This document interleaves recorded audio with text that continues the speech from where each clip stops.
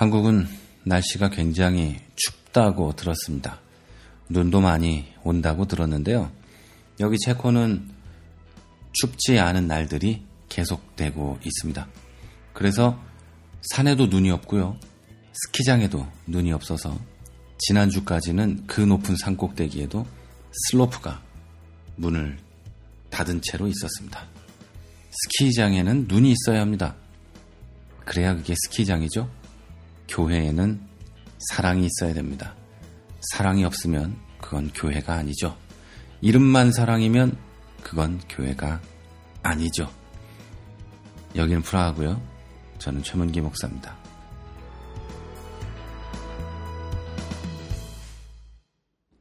지난주에 저는 운전을 해서 여러 곳을 다녔습니다. 가까운 곳도 다녀왔고 먼 곳도 다녀왔어요.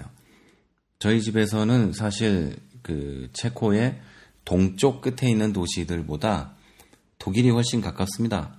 저희 집에서 출발해서 부지런히 가면 독일은 1시간 반에서 2시간 안에 도착할 수 있는 곳입니다. 오스트리아도 시간은 좀 더 걸리긴 하지만 그리 멀지 않은 곳에 있고요. 폴란드도 그렇게 멀지 않은 곳에 있습니다. 우리 집에서 프랑스까지는요, 자동차로 운전해서 한 7, 8시간 가면 되고요. 스위스도 한 그 정도만 가면 됩니다. 자랑하려고 이 말씀을 드리는 건 아니고 제가 그렇게 멀리 운전해서 다니곤 한다는 얘기죠. 이번에는 멀리 가가지고요, 산에 올라갔다 왔습니다. 우리 교회는 매년 이맘때쯤 되면 스키장에 가거든요. 교회에서 비용을 대가지고 스키장에 놀러 갔다 옵니다. 그런데 이번에는 스키장을 가지 못할 것도 같아요. 왜냐하면 스키장에 눈이 없어요. 멀리 이렇게 가보고 독일 산 쪽에도 가보고 폴란드 가까이도 가보고 이 체코 북쪽 산에 다 다녀봐도 눈이 없네요. 그래서 이건 산에 푸른 잔디가 쫙 펼쳐져 있네요. 산 꼭대기에. 비가 막 그렇게 오고. 그래서 생각을 했습니다. 이 스키장에 눈이 있어야 되는데 눈이 없구나. 그러면 이건 스키장이 아니고 그냥 쓸모없는 물건이구나. 스키장엔 스키가 있어야 되는데, 눈이 있어야 되는데. 슬로프도 닫아 있고요. 리프트도 움직이지 않았어요. 그런데 사람들은 이렇게 몇 명씩 스키장에 찾아왔었어요. 그럼에도 불구하고 스키장은 열려있지 않았죠. 그걸 보고 이런 생각을 했습니다. 교회에는 무엇이 가장 있어야 하는 곳인가? 하나님께서 우리에게 교회를 왜 주셨는가? 그걸 생각해 봐야 된다는 거죠. 하나님이 교회에 모여서 무엇을 하라고 이 교회를 주셨는가? 또는 하나님이 어떤 목적을 가지고 이 교회를 우리들에게 주셨는가? 그걸 한번 생각해 봐야 된다는 거죠. 교회에서 바른 말씀을 듣게 하기 위해서 교회에 모이는 건가?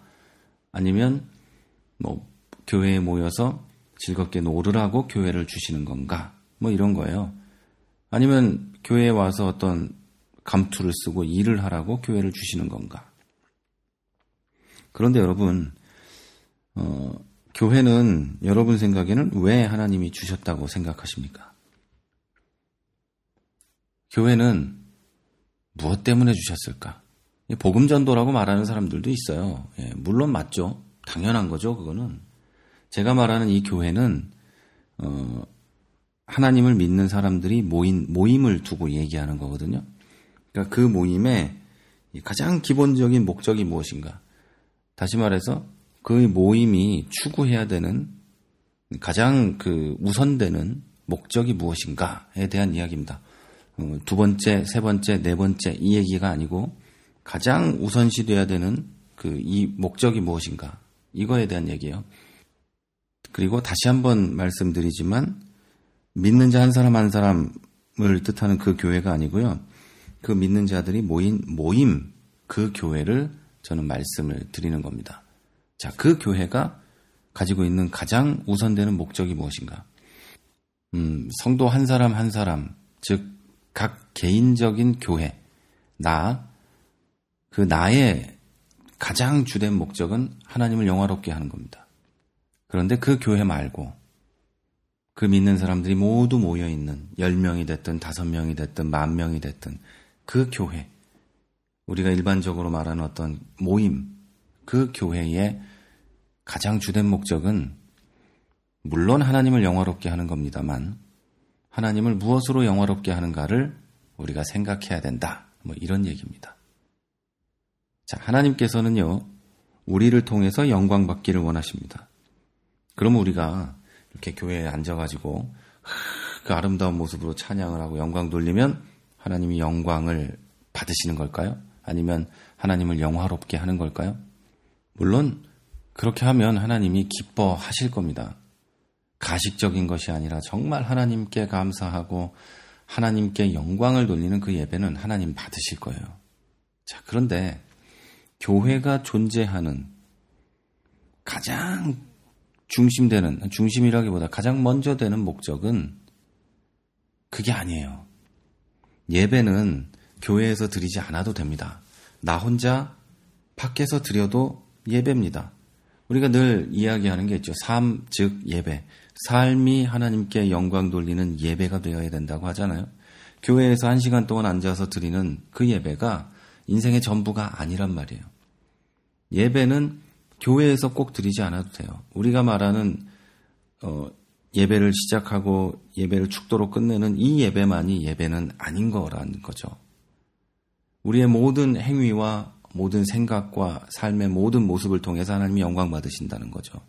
그리고 우리는 그것을 보고 삶 속에서의 예배다, 이런 식으로 부릅니다.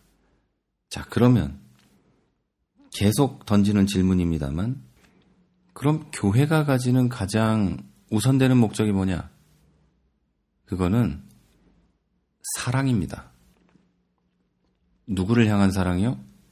하나님의 형상된 하나님의 성령이 있는 성도 각자를 향한 사랑입니다. 그 사랑은 하나님께서 우리에게 명령하신 거죠. 그리고 그 사랑은 우리가 그렇게 사랑할 때 우리가 예수 그리스도의 제자인 줄 알 거다라고 주님께서 말씀하신 그 사랑을 두고 얘기하는 거예요. 그리고 그 사랑은 네 이웃을 네 몸과 같이 사랑하라. 너에게 하는 것처럼 사랑하라. 그런 얘기죠. 제가 사랑 얘기를 했더니 교회에서 꼴보기 싫은 놈도 사랑해야 됩니까? 이렇게 물어보는 사람도 있고요. 되지도 않는 목사를 내가 사랑해야 됩니까? 이런 사람도 있고요. 사랑할 수가 없는데도 사랑해야 됩니까? 이러기도 합니다. 당연히 사랑해야 됩니다. 왜요? 나도 사랑받을 만한 자격이 있어서 예수님께 사랑받은 게 아니고 내가 사랑받을 만한 자격이 있어서 나를 사랑해주는 사람들이 있는 게 아니기 때문이에요. 나를 사랑하는 사람이 있는 것도 그에게 하나님께서 명령하신 그 명령과 그가 받은 사랑 때문에 나를 사랑해주는 겁니다. 여러분 이걸 명확하게 아셔야 됩니다. 저는 교회에서 우리 교회 성도님들의 사랑을 받습니다. 제가 목사라서 자격이 있어서가 아니고 제가 남들보다 뛰어나게 잘생겼기 때문이 아니고 제가 설교를 잘해서가 아니고 제가 사랑받을 만한 자격이 있다는 건 딱 하나, 저도 하나님의 자녀이기 때문이죠. 제가 우리 교회 성도님들을 사랑하는 건 그들이 헌금을 내기 때문도 아니고 그들이 예배 시간에 나와주기 때문도 아니고 그들이 무엇을 하기 때문이 아니라 오직 딱 하나, 그들이 하나님의 자녀이기 때문이죠. 그래서 우리가 모인 우리 교회에서 서로 사랑하는 것은 당연한 거죠. 우리는 이웃을 얘기할 때, 이웃이라는 것을 얘기할 때 굉장히 멀리 바라봐요. 그러나 이웃은 내 가족과 내 교회 안에 있는 성도들입니다. 그들을 사랑하지 못하면서 더 멀리 있는 그런 사람들을 사랑할 수 있다고 거짓말해서는 안 되는 거예요. 하나님은 이 험하고 어려운 세상 가운데서 우리가 함께 모여서 서로를 위로하고 아픔을 나누고 기쁨을 나누도록 하기 위해서 우리에게 교회를 허락하셨어요. 그 교회에 모여서 예배드리는 건 당연한 거고요. 우리가 함께 모여서 서로 사랑하고 격려하고 서로 안아주고 보듬어주고 아픈 데가 있으면 만져주고 저 사람이 나를 상처를 주더라도 내 형제 자매니까 내가 그냥 넘어가야지. 싸우더라도 당연히 싸울 수 있죠. 그럼 뭐 어떻게 해요? 뭐 형제자매들끼리 그냥 싸우는 것처럼 내일 되면 또 풀어주고 미안해 이렇게 하고 넘어갈 수 있고, 이거 하라고 교회를 주신 겁니다. 왜냐하면 그냥 세상에서 우리들은 살아가기 너무 힘들기 때문이에요. 교회가 세상보다 더 힘든 분들은 자기 신앙을 좀 점검해 봐야 돼요. 여러분이 그리스도인으로 사는데 세상에서 그냥 사는 게 너무너무 편하고 교회만 가면 미칠 것 같아요. 그럼 여러분은 좀 이상한 거예요. 아니면 정말 이상한 교회를 다니고 있는 겁니다. 교회에 갔는데 서로 사랑하지 않고, 교회에 갔는데 서로 아무것도 없고, 이건 문제가 심각한 거죠. 사랑하는 여러분, 제가 여러분에게 드리고 싶은 말은 이거 하나입니다.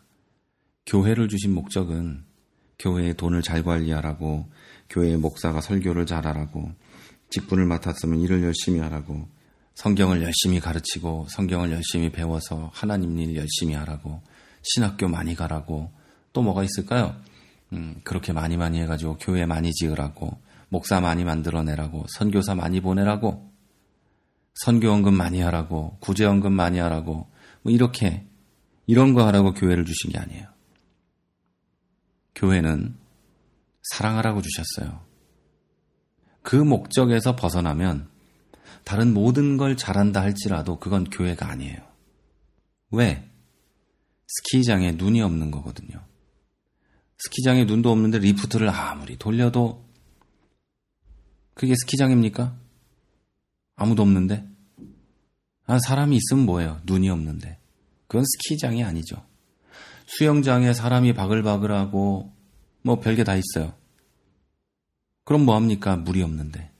우리가 그곳을 수영장이라고 부르든 스키장이라고 부르든 뭐라고 부르든 간에 그건 수영장도 아니고 스키장도 아닌 거죠. 뭐예요? 그냥 사람이 바글바글 대는 곳, 뭐 그런 거죠. 교회 안에 사랑이 없으면 거기에 사람이 몇만 명이 있든, 거기에 돈이 얼마나 많든, 이름이 사랑 뭔 교회든, 주님의 사랑 교회든, 뭐가 됐든 그건 교회가 아닌 거예요. 왜? 교회를 우리에게 주신 가장 중심되고 가장 우선되는 목적이 형제가 함께 모여서 서로 연합하고 사랑하고 서로에게 위로를 주고, 그게 목적이기 때문이에요. 이건 교회에서만 할 수 있거든요. 교회 밖에서는 할 수가 없는 거거든요. 예배는 다시 얘기하지만 삶 전체를 드리는 거예요. 주일날 우리가 드리는 예배는 예수 믿는 사람들끼리, 형제자매들끼리 모여서 함께 하나님께 영광 돌리고 예배하는 약속된 공예배죠. 그러나 그 외에 우리는 모든 삶을 하나님께 예배로 드려야 돼요. 그런데 성도의 교제, 성도의 사랑은 교회에서만 할 수 있어요. 물론 삶 속에서 전화를 통해서도 할 수 있고 뭘 통해서도 할 수 있지만 그것마저도 교회에서 만난 성도들이 삶을 통해서 사랑을 나누는 거죠. 여러분, 지금 여러분이 다니는 교회에 사랑이 없다면, 여러분이 교회 안에서 누군가를 사랑하지 못하고 미워하고 있다면 스스로를 잘 돌아보시기 바랍니다. 나는 과연 하나님 앞에서 바른 신앙생활을 하고 있고 바른 교회 생활을 하고 있는가? 만약에 그 생각의 결과가 그렇지 않다고 한다면 원인을 찾아보십시오. 나 때문인가? 아니면 저 사람들 때문인가? 나 때문이면 회개하시고 저 사람들 때문이면 그 교회를 떠나십시오. 그 교회는 교회가 아닌 겁니다. 나 때문이라면 회개하시고 교회를 교회답게 만들어가는데 뛰어드시기 바랍니다. 지금까지 프라하에서 최문기 목사였습니다.